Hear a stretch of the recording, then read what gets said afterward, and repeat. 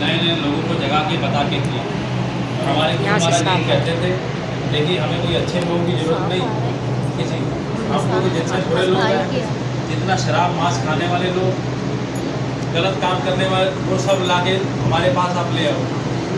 आज हमारे संगतों में देखो, आप ये नहीं कह सकते कि ये लोग शुरू से धर्म को करते थे, धर्म को मानते थे। कितने कितने बुरे लोग चंबल की घाटी तक जाके गुरु महाराज ने सत्संग, वहाँ के डाकू तक आके गुरु महाराज के सत्संग में बैठे और नामता लिया और बदल गए।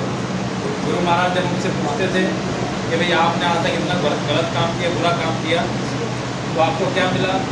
कई तो कहते थे देखिए हमें कुछ नहीं मिला, लेकिन आपके सत्संग को सुना, हमने सुना, हमारा जीवन बदल गया। फिर किसी से पूछा कि आपने इतने काम किए, लोगों को कत्ल किया, मांस खाया, शराब पिया, आपको क्या मिला?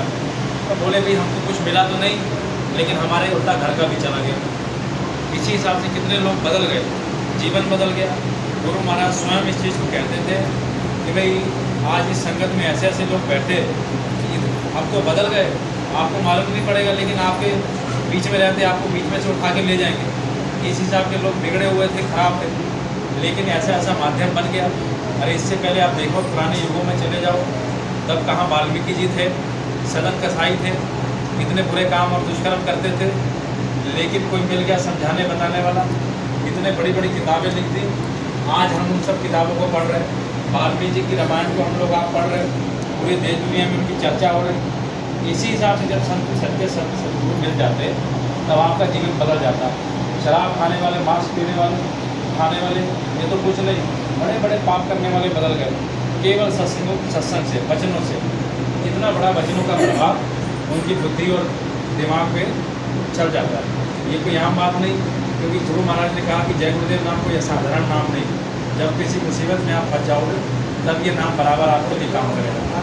देखिए, गुरु महाराज ने इस चीज़ को भी कहा था कि आगे नए नए लोग आएंगे और इतनी मेहनत करेंगे कि भाई मेहनत करेंगे, खाना तक नहीं खाएंगे, सेवा करेंगे, सहयोग करेंगे, और फिर जब पूरा सब कुछ हो जाएगा, तब ये कहेंगे कि भाई हमने इतना कुछ किया, लेकिन हम कुछ नहीं कर पाए। और फिर भी उनको पछतावा रहेगा कि भाई।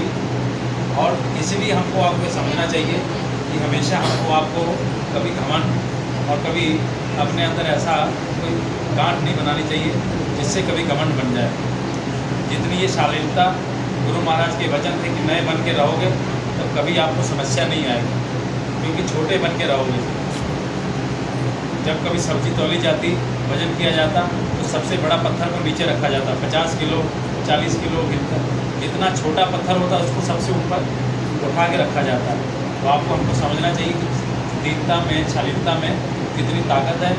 आज देखिए गुरु महाराज की दया हुई, महाराज जी की 3-4 सालों से संगत बराबर, हम सबके सहयोग से, आपके सबके सहयोग से मथुरा में भंडारा हुआ, कार्यक्रम हुआ, सबने अपनी अपनी मेहनत की, धूप में घूम के प्रचार किया। केवल हमने गुरु महाराज जी के आदेशों को माना और उन आदेशों पे चलते रहे। आप इसको ऐसे भी समझो, किसी पिता के 2 पुत्र हैं, एक तो उसकी बात मानता, लेकिन दूसरा शराब मांस खा के और उसकी बेकदरी करता, घर वालों को गालियाँ देता, लेकिन एक पुत्र माता पिता के कहने के मुताबिक चलता। तो स्वाभाविक सी बात है कि माता पिता किसका साथ देंगे, किसके लिए काम करेंगे। तो आपको ये समझना चाहिए कि जब उनके आदेशों पर रह के हम आप चलेंगे, तो ये कोई छोटी मोटी चीज़ नहीं कि आप इसको समझो कि भाई जीवन देश और दुनिया तक बड़े बड़े ब्रह्मांड बना दिए। भगवान राम आके चले गए, भगवान कृष्ण आके चले गए, उनको तो कोई याद नहीं कर रहा, उनको तो कोई नाम नहीं दे रहा कि भाई ये लोग दुनिया में आए। आज हम भी लोग देखिए मथुरा जाते हैं, वहीं से थोड़ी दूर में जाके भगवान श्री कृष्ण की मथुरा नगरी है, वहाँ कितने बड़े बड़े मंदिर बने, जहाँ हमेशा तक भगवान श्री कृष्ण नाचते रहे, घूमते रहे। उसी नगरी में घूम घूम के उन्होंने कण को पवित्र किया। आज भी लोग वहाँ जाते हैं तो उसको दर्शन करते हैं, दीदार करते हैं।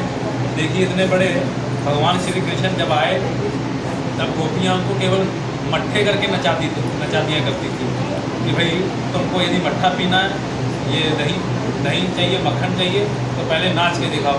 और पूरी दुनिया को चलाने वाला बताओ केवल मक्खन के लिए नाच रहा। तो ये प्रेम